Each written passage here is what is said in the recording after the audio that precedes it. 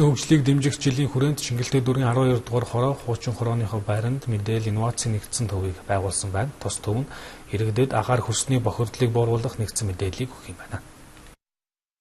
Нийслэл Улаанбаатар хотын агаарын бохирдол гамшигын хүрээнд хүрсэн гэдгийг Монгол Улсын үндэсний аюулгүй байдлын зөвлөлөөс мэдэгдэж зөвлөмж гаргасан тус зөвлөмжийн хүрээнд засгийн газар нийслэл орон нутгийн байгууллагууд бололцоот бүх хувилбаруудыг судлан хэрэгжүүлэх ажлын төлөвлөгөө гарган эхлүүлээд байгаа. Тэгвэл тус ажлын хүрээнд Чингэлтэй дүүргийн 12 дугаар хорооны хуучин байрлагыг тогтжуулан цэвэр бохир усны шийдлийг тусгасан 192 м²-т 5 хэсэг бүхий төвийг байгуулжээ. Чингэлтэй дүүргийн өвчин зочдын хурлаас баталж өгсөн 9 хөтөлбөр байна. Тэрний нэг нь бол энэ ногоон дүүрэг гэсэн хөтөлбөр байна. Эхний ээлжинд өдөр Чингэлтэй дүүрэгт ажиллаж амьдарч байгаа 40 мянган үрх айлбий 170 орчим мянган иргэд байгаа. Энэ иргэдийг бүгдийг нь одоо өнөөдөр энэ техник технологитой боловс нүдээр нь харуулж гараар нь барьж үзүүлэх ийм ажлыг боловс дүүргийн одоо засгийн намгийн газар зохион байгуулах учиртай.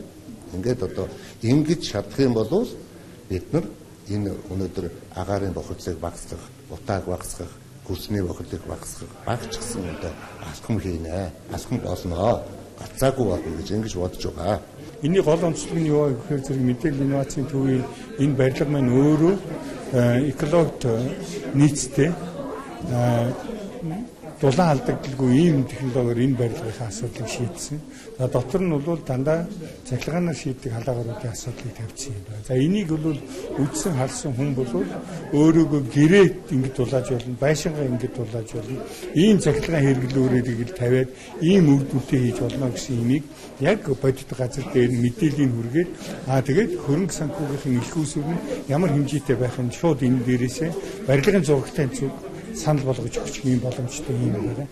Энэ төв нь агаарын бохирдлыг бууруулах чиглэлээр үйл ажиллагаа эрхлэгч байгууллага аж ахуйн нэгжийн бүтээгдэхүүн үйлчлэгийг сурталчлах төрөөс хэрэгжүүлж байгаа үйл ажиллагааг иргэдэд түгээх зорилготой байгуулагдсан байна. Мөн халаалт дулаалга дэд бүтцийн асуудлаа бие дан шийдсэн жишг байгууламжийн зориулалттай үйл ажиллагаа явуулах юм байна. Тус төв нь дүүргийн төсвийн хөрөнгө оруулалтаар 310.4 сая төгрөгөөр бүтжээ.